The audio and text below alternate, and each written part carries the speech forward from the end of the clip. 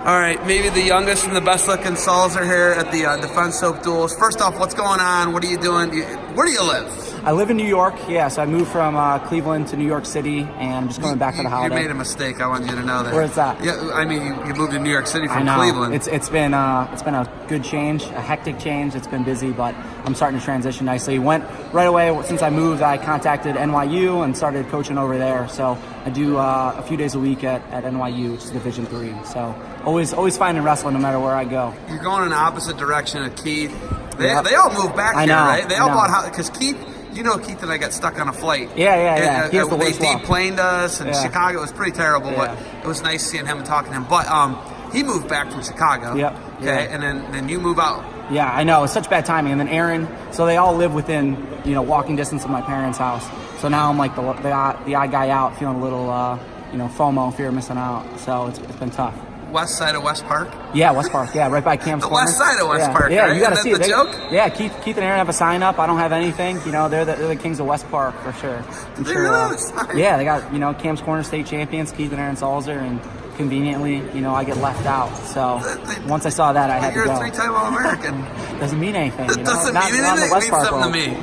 Okay, watching youth wrestling, okay? Your brothers are pretty heavily involved with wrestling still. I mean, if they're not, they at least are fans of it, right? Yeah. Okay, and then you got your Jack dad. Yes, Can you get your dad yet? Can I beat him? Can you get him? Oh, man, I think I can take him in a 7-minute match. I don't know about a 1-minute match. He might be too strong, but I got the cardio to back it up. Yeah, you look, I see, like, JT Miller, you guys look smaller than when you were wrestling. I know, I'm like 175. I think serious? I keep it in my head like, hey, I'm just going to cut down and wrestle Midlands one year. So I'm always trying to stay within striking distance. Please do. Foley did it one year, your UVA guy. Yeah. He actually did it one year. Okay, so when you look at it though, coming here to a youth wrestling event like this, it's even different from 15 years ago when you were doing this. Yeah. What is the level of wrestling like when you come to like the defensive? Yeah, it's crazy. I think our goal, at least in Ohio, after seeing the success that PA guys have when they hit high school and they hit college wrestling, is progression on the mat. And I think that's one thing for me when I come back. I'm really impressed with the way, at least, the West Shore guys, the Wrestling Factory guys, they seem like they're all riding really well on top, looking for turns, and then bottom, they're finding escapes. Where if you remember when I wrestled, it was the exact opposite, right? I could almost take anyone down, and then it was a dogfight when it came to top and bottom. So one thing I'm really impressed with when I come back every single time in Northeast Ohio is how top wrestling has seemed to really progress in this area. So, and then I guess from the coaching perspective, it's so emotionally draining to watch these little guys wrestle, knowing that you work with them, you spend a lot of time with them, and you see the progress that they make in practice, and then it kind of breaks your heart a little bit when you see them lose. So I'm not used to that kind of coaching perspective. In wrestling, I was a little bit more numb to it, competing myself. You don't really have time to feel bad for anybody, but when you're out there and you're watching the youth kids, you see a little bit more of that, emotional side, at least, from my perspective. So. Okay, so you're coaching at NYU. You'll watch a lot of youth, and you come and you help the kids. Yeah. But what is your role as far as a fan? Do you go watch duels? What do you do at UVA? I mean, they just wrestled some crazy duel in Kansas City against Mizzou that came down the last match. I mean, you obviously follow it, right? Yeah. You're alum. Yeah. Steve Garland, never not jacked up. He's the best. The guy is so jacked up. One of the greatest mentors I think I could see. That's someone people ask me. I'd like my kids to wrestle for a guy like that. Definitely. They'll be too old by then because they're like little kids. Right. But what is your role now besides coaching NYU, coaching a little bit of youth? What do you as a fan now? Yeah, as a fan, it's definitely different. I feel like I'm so busy, trying to coach with NYU and watching film for them. And then I go up to GPS Wrestling in upstate New York with Grant Passwell.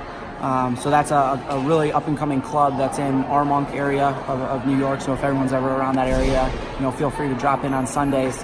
As a fan, honestly, I've fallen off a little bit where I'm not, I watched Vegas. Vegas was like the first tournament that I really watched from start to finish.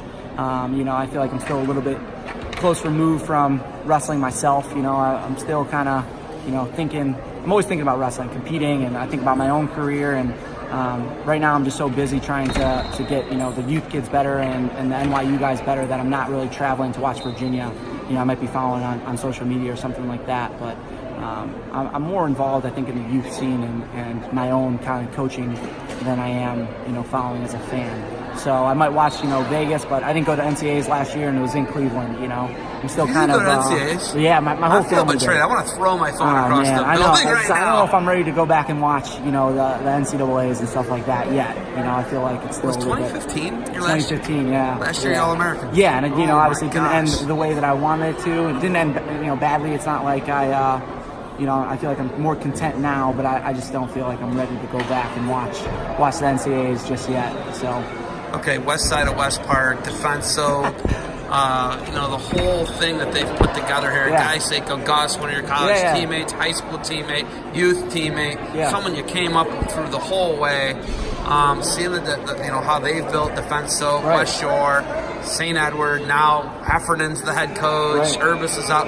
What is your emotions with all the Gonzer's there, one of your college teammates, high school teammates? Right. What's it like? What's that whole relationship like for you, and what's it like watching them kind of like change, but it stays the same but changes? Yeah. I think for the Defense Oak thing, it's really cool because I remember when I was in high school and Defense Oak was just coming up with Coach Seiko, obviously building that company to now, you'll be in New York and there'll be jiu-jitsu clubs, wrestling clubs like, hey, I need to get an order of Defense Soap, and you just see how fast the company's really grown and how, the reach that it has. Being in New Jersey, just on a random jiu-jitsu club has Defense Soap. For me, it's cool to see.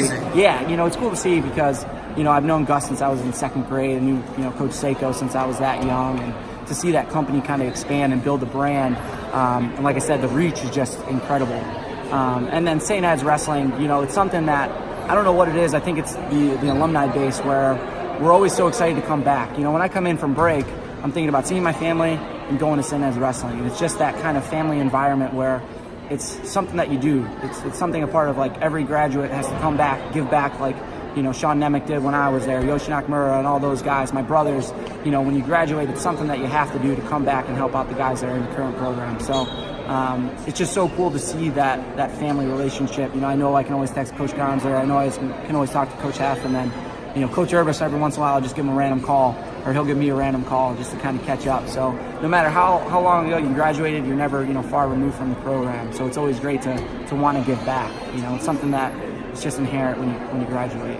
Is that something where you talk to those guys and you haven't seen them for a couple years, talk to them for a couple years, and it feels like, man, it feels like it was yesterday we just talked? You pick up right where you left off, and it's something I've never experienced before, and it's so hard to describe unless you do experience it, and unless you do kind of graduate from St. Ed's, you're just so proud of the program. And I'm sure, guys like, from Blair and St. Paris Graham, I'm sure they probably have that similar feeling where you're just so proud of, you wear a St. Ed's shirt around here, and people are going to recognize it and know, like, oh, you wrestle for St. Ed's, like, great program, one of the best in the country. It's something that you're just proud of, not only the wrestling side of it, but the people side of it. Coach Urbis, no one can ever say a bad word about him. Okay, I know you came to watch wrestling and not talk to me. Do you got anything else for me? No, I need to start getting you on camera. I want to do a reverse. I got a face made for radio, all right? Face made for radio. All right, thanks for the time. Enjoy the wrestling, all right? Yeah, definitely. Thanks.